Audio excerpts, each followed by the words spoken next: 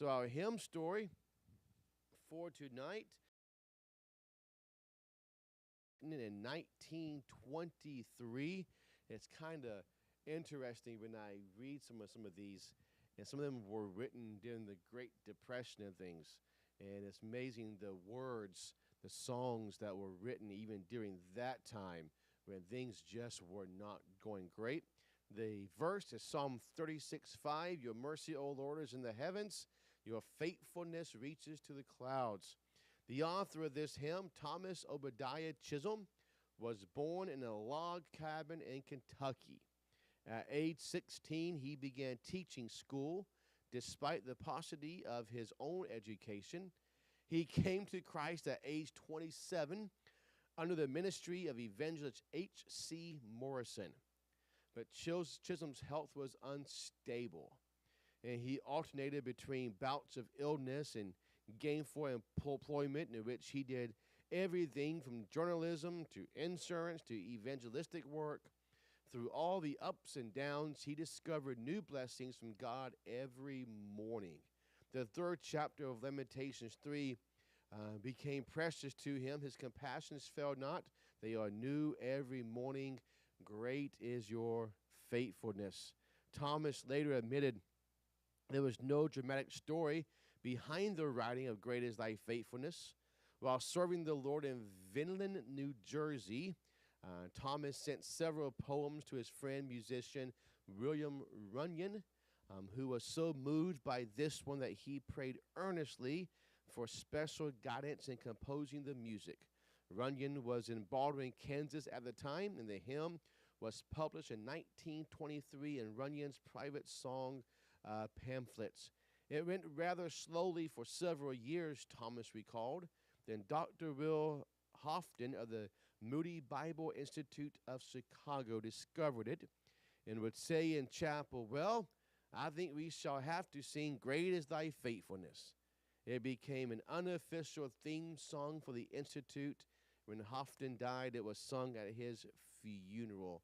Still and remained relatively unknown until popularized around the world by George Beverly Shea in the choirs of the Billy Graham Crusades. Thomas spent his retirement years in a Methodist home for the aged in Ocean Park, New Jersey, where he was frequently seen walking by the ocean in along town streets. Tom Rich, a resident of Ocean Park, recalls his pleasant demeanor as he dropped by the diner, sat on the park benches, and fellowshiped with friends at Ocean Park summer Bible conferences. Thomas died in Ocean Park in 1960. During his lifetime, he wrote 1,200 poems and hymns. In addition to Great is Thy Faithfulness, he is the author of the well-known Ode to Be Like Thee and the hymn Living for Jesus. Living for Jesus, that hymn was my second grader's favorite hymn. And she passed of cancer years ago. And every time I think of living for Jesus, I think about her. And so let's sing this song together. It'll be up there on the screen. Great is Thy faithfulness.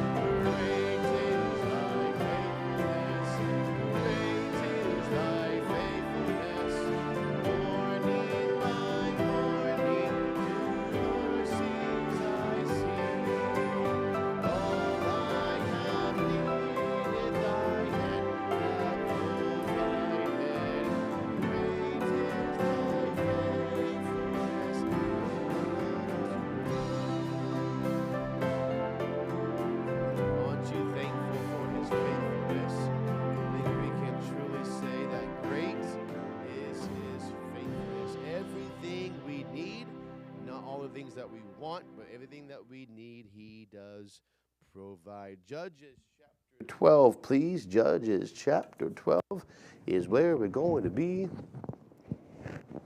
Judges chapter 12, and we're going to look at 7 verses, verses 1 through 7, and then verses 8 through 15 is the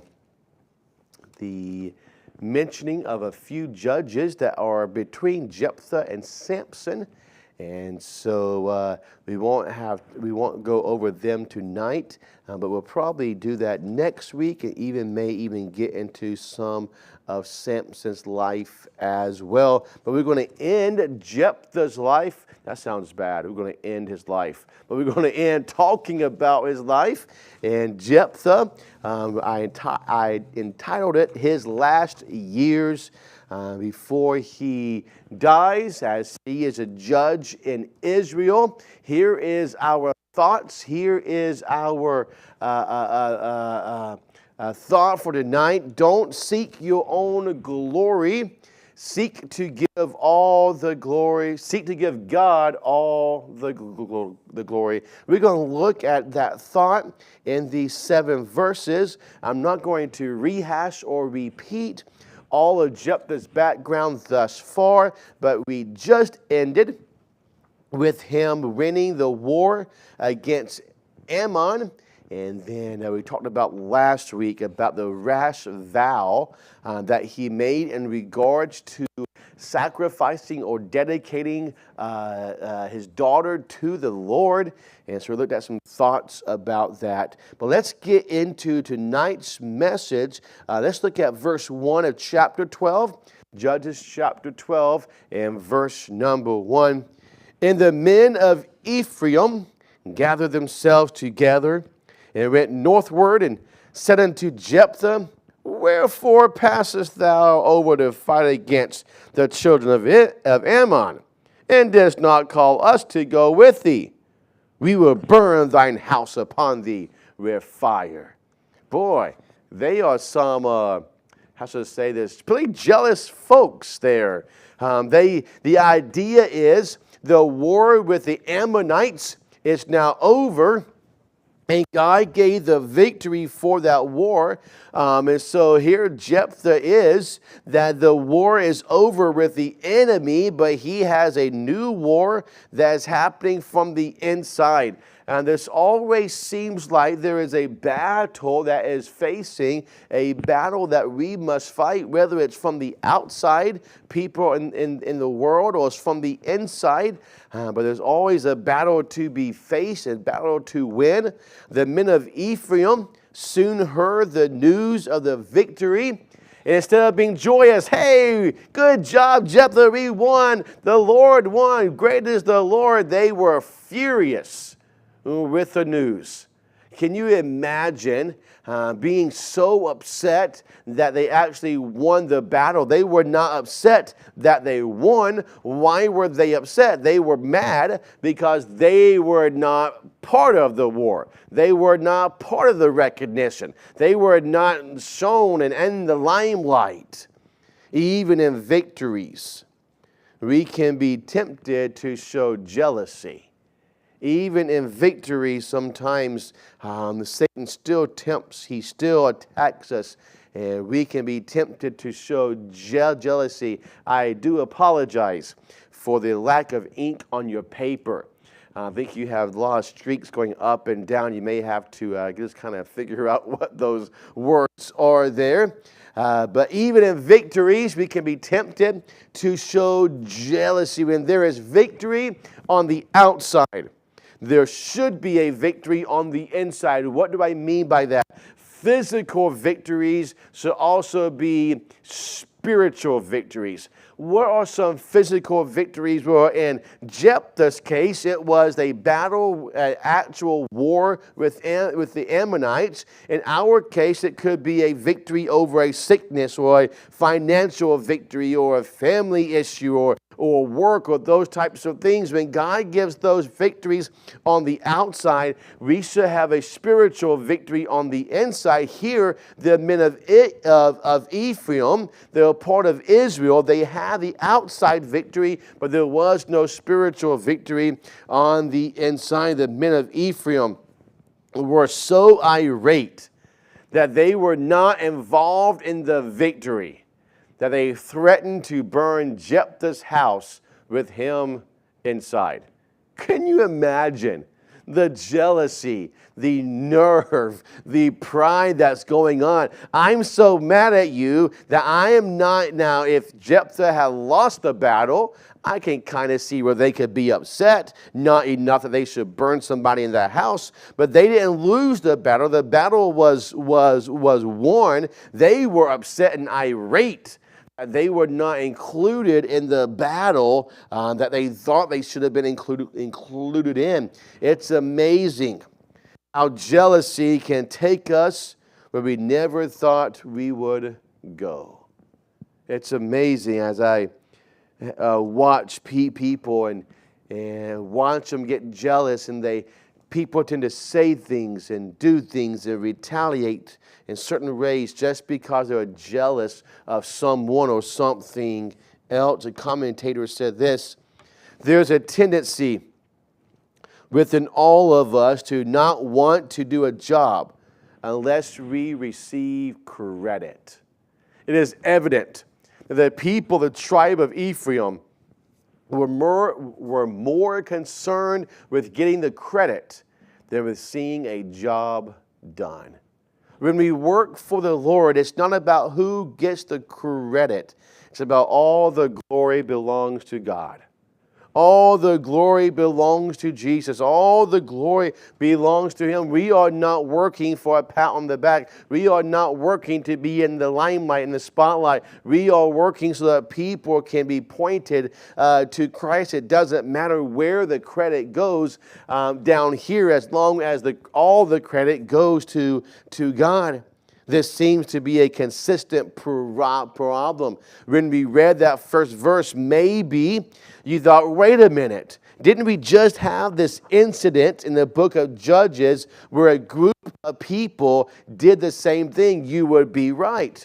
In Gideon, when he fought, there was a group of people that said, that's not fair. Why don't you call us? Do you remember what tribe those people were from? Ephraim. It's the same people. It's the same group of people. Here we are. This seems to be a consistent problem with the people of the tribe of Ephraim.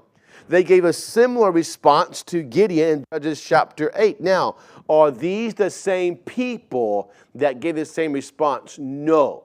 These are the grandfathers or fathers or great-grandfathers or whatever the case may be, but it seems to be in that tribe they have this issue. Then Gideon answered the complaining men of Ephraim with tact and diplomacy, and no war happened after that. And Jephthah, on the other hand, was a very different sort of man. He didn't exactly have the tact, but he did give a very good response. Morgan says this threat of burning the house down clearly again reveals the sad disintegration of the nation. We remember in Joshua where he says, choose you this day whom you will serve. And they said, we're going to serve God. It's Joshua chapter 24. And Joshua said, wait a minute. Don't just say it with your mouth. God's a jealous God. Mean it or don't do it. Say, yes, we're going to do that. And then we come to the book of Judges where it's nothing but ups and downs. And they do not do what God wanted them to do. And we see Judges chapter 1 to Judges chapter 12 now, just the degrading and the fall of Israel and the wickedness that's going on. This is just another example of such things. The consciousness of the unity of the people seems largely to have been lost. It would be, and I wouldn't put it past some people in our country. But it would be as if New York says to Texas, you vote the way we vote, or we're burning all your houses down. Or we're killing the governor. We're burning down the Capitol building in Austin, Texas with the governor inside. We would think that's crazy. That's anarchy.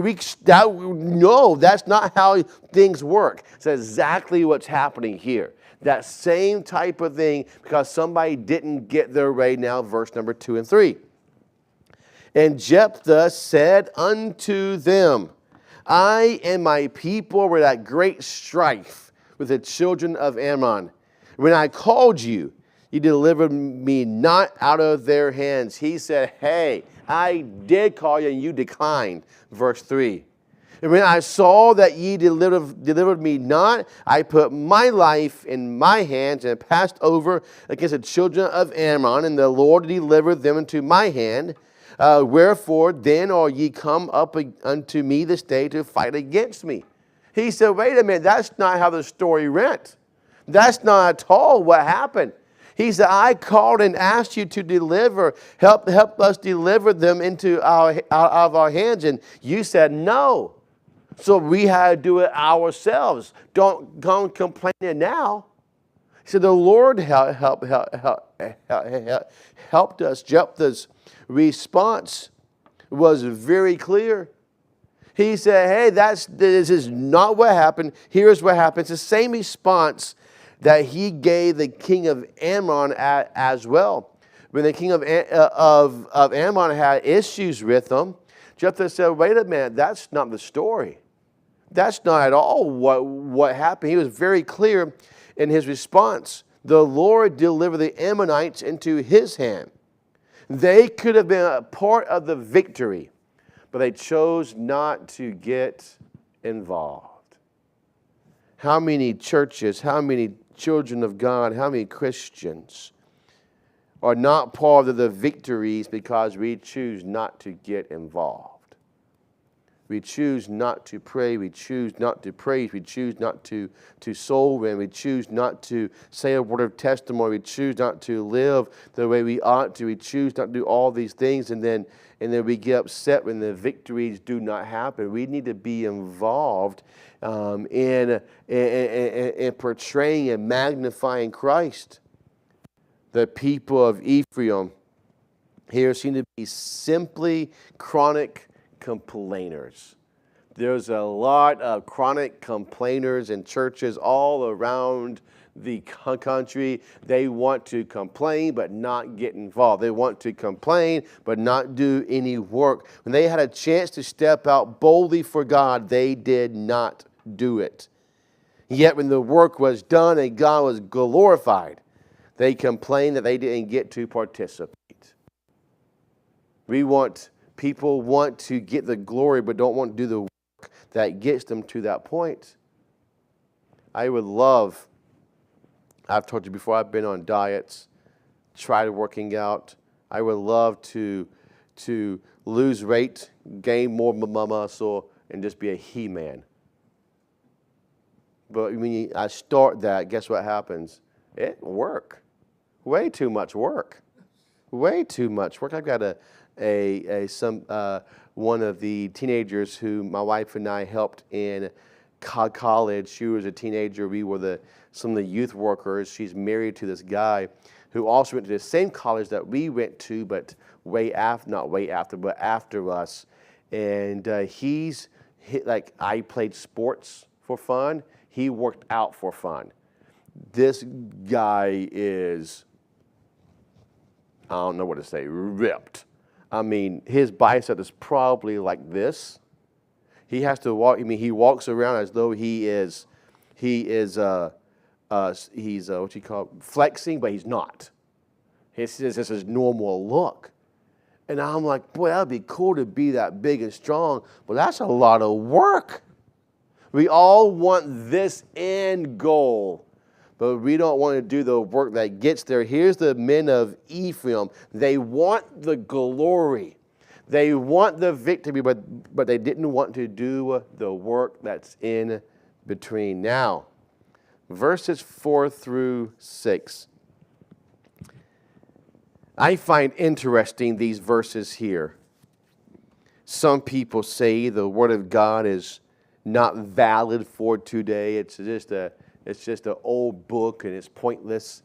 Verses 4 through 6 show us, and I will demonstrate it with my phone, how the world has taken Bible things and not even known them and made it an everyday thing. I'll tell you about that in just a few minutes. Verse 4. Then Jephthah gathered together all the men of Gilead and fought with Ephraim. Man, when I think about this, these groups of people, they are all part of Israel. They are not fighting against the enemies of God. They're fighting with themselves. They are literally this war. They are killing brothers and sisters, not physically speaking, but in the realm of that. And so here they are, they fight. And the men of Gilead smote Ephraim, because they said, ye Gileadites are fugitives of Ephraim among the Ephraimites and among the Manassites. And the Gileadites took the passage of Jordan before the Ephraimites, and it was so that when those Ephraimites which were escaped said, let me go over, and the men of Gilead said unto him, art thou an Ephraimite? If he said, nay, or no, I'm not an Ephraimite, they said unto him, say now, Shibboleth. And he said, Shibboleth, for he could not frame to pronounce it right. Then they took him and slew him. At the passages of Jordan, there fell at that time of the Ephraimites 42,000 men, or 42,000. Here's the idea. We'll start with the top. The men of Ephraim's threat turned to action. We're going to hurt you, burn down your house with you in it. Thus, it wasn't just words. They were wanting a fight. The men of Gilead defeated the men of Ephraim. Apparently, the men of Ephraim could talk and complain better than they can fight. It's all about words. Just all bark and no bite, we would say. So then Gilead won. They took a passage. And then verses, 5 and 6 explains this. So when Gilead took that passage of Jordan, that the Ephraimites needed to go through there. And so because they're all Israelites, you couldn't always look at them and say, hey, you're a Levite, you are from Reuben, you're from Simeon, you're from Ephraim, you're from Manasseh, you're from Zebulun, you're from Issachar. They can't just look, and so they would ask a question, are you an Ephraimite? And of course, if a Gileadite asked somebody if they're Ephraimite, they would say no, because if they said yes, they're going to die. So they would say no and lie, so the Gileadites would give them a test. That test is, I want you to pronounce a word. So the next bullet point says this, then they would say to him, then say Shibboleth. The word Shibboleth means either ear of grain or flowing stream. It really has no meaning in let them through or not. It's just simply what we would call a password. With this word, the people from the tribe of Ephraim were easily identified by their dialect. Let me ask you this. If I had somebody here from New York, New Jersey, Georgia, and we're going to say California, do you think if you listen to them talk long enough that you could tell where they're from? Oh, I'm sure you could. And well, they're all American still, right? But it's a dialect, right? And so that's what we're talking about here. With this word, the people from the tribe of Ephraim were easily identified by their dialect. They had a hard time pronouncing the H as Shibboleth. And they would say Sibboleth instead, therefore giving themselves away. Do you know how hard I would try to pronounce that word to stay alive?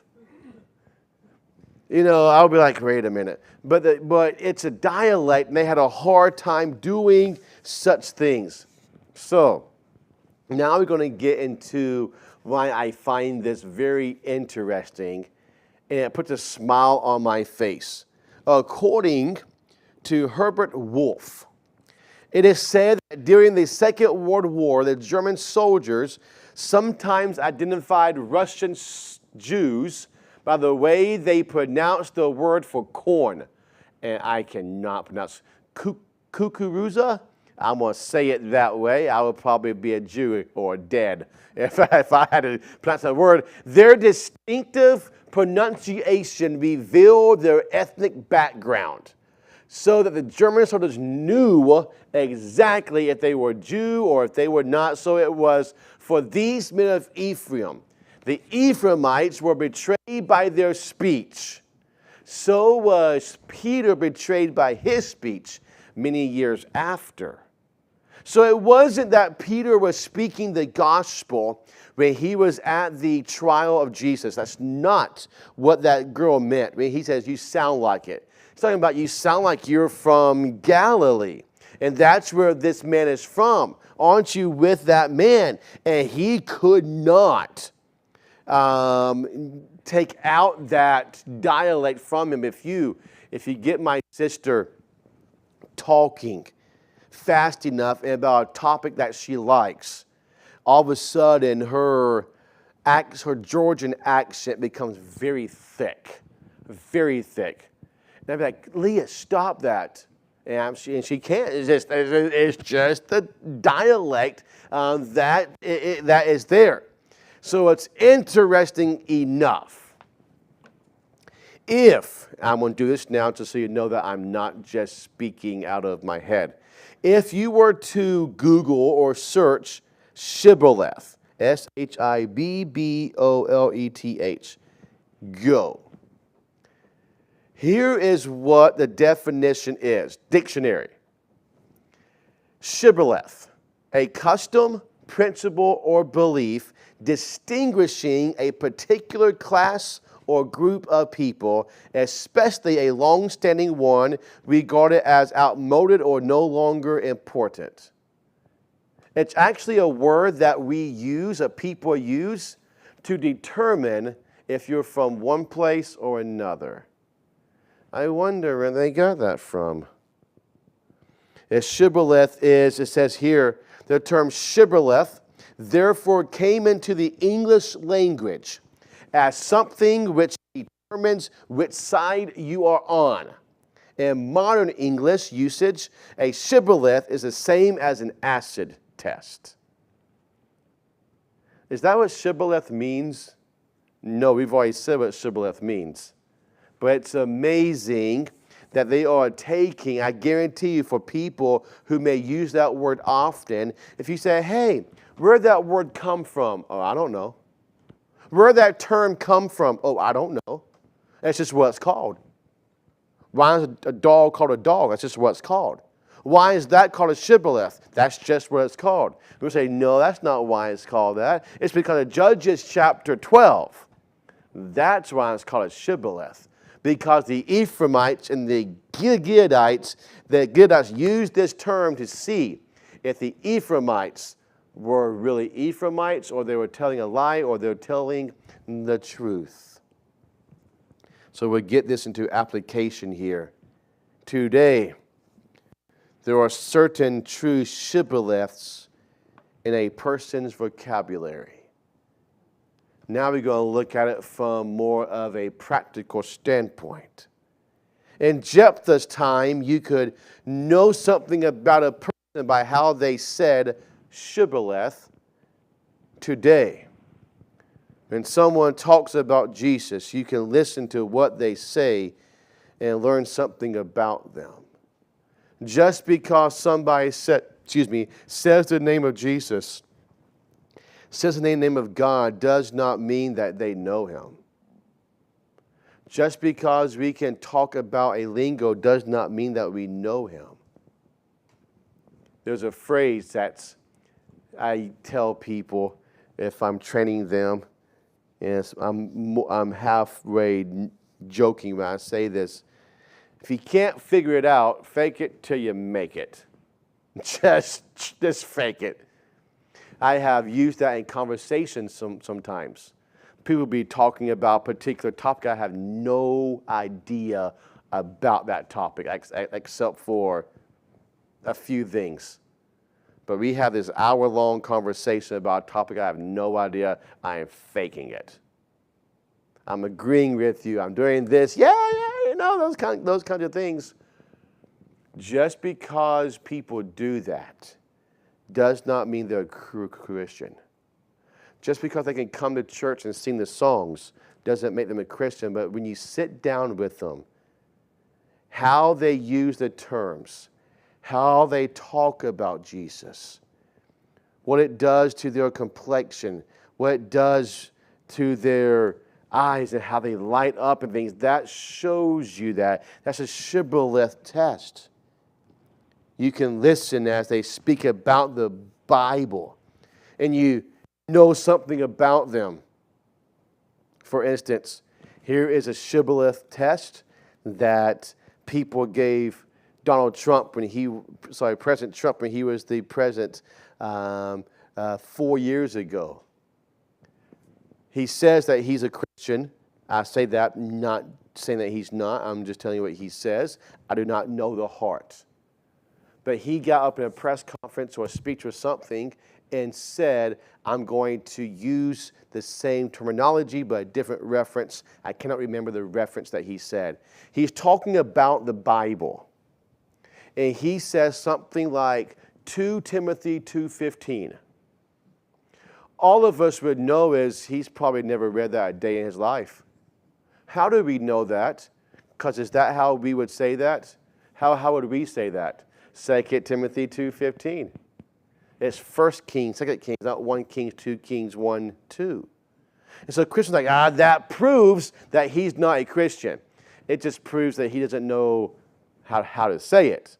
But that's a shibboleth type of test that the Christians were giving him in their minds. You didn't say this right, so you're probably not into our conversations. You're probably not into this. When I had some kids at school, they would use terms that I had no idea what they meant. So I would ask them. They'd be like, hey, man, cool kicks. I'm like, what's that? Yeah, man, you know your shoes. I'm like, my shoes? I said, my shoes are cool? Yeah, cool kicks. I'm like, kicks? It's like, no, you know shoes. I said, oh, so if I wear gloves, is it called hits? No, you're being funny, coach. I'm just being realistic. So I would talk to them. So that I would try to talk like them, use their lingo, and figure like, hey, coach, don't say that. You shouldn't say that. You're like 40 years old. Don't do that. No. Your lingo is betraying you. Or I'll get up there. We have some Spanish speaking people in our school. They're from South America, and we're going over the world capitals. A lot of them are Spanish, and so I'm going over them. Cairo, Egypt, blah, blah, blah, blah, Helsinki, Finland. And then I'll get to a Spanish one, and I'll say that with the country, and they're like, they'll just laugh. I'm like, why are you laughing? And this is what they say. This is what they said. I am not being racist. This is from their mouth. I'm just quoting what they said. They said, Coach, you sound like a white guy saying that word. I am a white guy. I'm like, I'm trying to say it, but they could tell that I don't know Spanish. Why?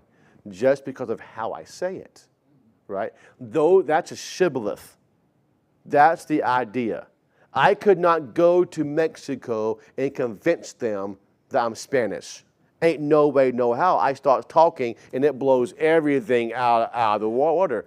That's a shibboleth. That's what it's talking about, and people use that term even now. And so when we talk about the Word of God, when we talk about the Bible, it is also true that as much as our dialect gives us away, so does our everyday speech.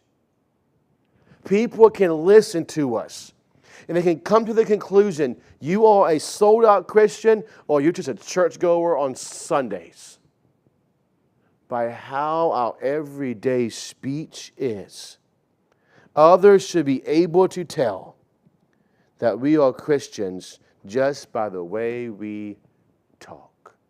Not by the words, but how we say those words. It has a meaning to them. How many of you have ever memorized a speech and given that speech like Gettysburg Address or something like that? I have memorized several of those types of things, and we had to do that for classes and stuff. Do you know that when I gave that speech, I knew the words, but I guarantee you, when I gave the Gettysburg Address for school, it was not as convincing as when Abraham Lincoln gave that address. Why? It doesn't mean much to me. I can try to put myself back into the Civil War. I can try to get all the emotions that they might and must have felt, but I can't. It was just words. How can we know when somebody who talks about God in the Bible really means that? It has a passion about that. They have a passion about what they're talking about the words, the Bible, God Himself. So as we are looking, as we finish up, don't seek your own glory. Seek to give God all of the glory. The men of Ephraim wanted all the glory, even though they did nothing. And make sure that our speech and how we say and what we say magnifies, because it does give us away. Let's pray. God, thank you for all you've given us. Thank you for a time that we can come and worship you. I do pray that when we will have such a great relationship with you that it just flows in our conversation. The words that we say, how we say them, the meaning behind them, the passion that we have as we talk about God and His Word. We thank you and praise you for all you've given us. Just now I pray. Amen. Thank you so much for